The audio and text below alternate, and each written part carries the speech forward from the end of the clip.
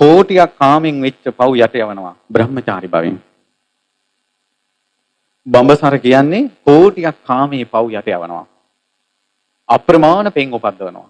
කොහොමද බඹසර?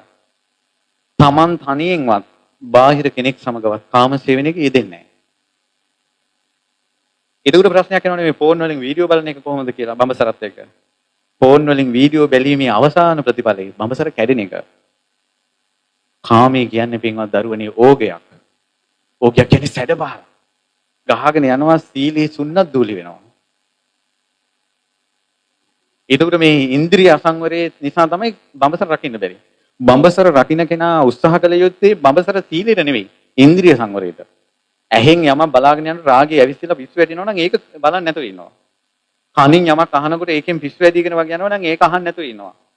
කෙනෙක් ඇසුරු කරනකොට රාගය ඉපැද්දෙනවා නම් එයා ඇසුරු නොකර ඉන්නවා. යමක් බලද්දී රාගය ඇවිස්සෙනවා නම් ඒ දේ නොබලා ඉන්නවා. පොතක් පතක් පත්තරයක් කියවද්දී කෙලිස් ඇවිස්සෙනවා නම් ඒ ඇසුරු නොකර ඉන්නවා. එතකොට බඹසර සීලය රැකෙනවා. ගොඩාක් අය බඹසර රකින්න බෑ කියලා. සිල්පදේ ගැන විතරක් හිතනවා. සිල්පදේ කැඩෙන්න හේතු ටික තමයි ඉන්ද්‍රිය සංවරය. ගින්දරයි පුළුණුයි එකතු වුණොත් ගිනි ගන්නවා කියන එක ලෝකෙ සිද්ධ වෙන එක ධර්මයක්. ඒතර ගින්දරයි පුළුණුයි ඈත් කළා තියන්න ඕන. Tamanට බඹසර රකින්න ආසන.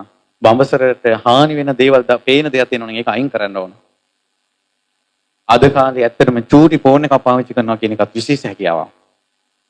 ස්මාර්ට් ෆෝන් පාවිච්චි නොකර චූටි ෆෝන් එකක් පාවිච්චි කරනවා කියන එක විශේෂ හැකියාවක්.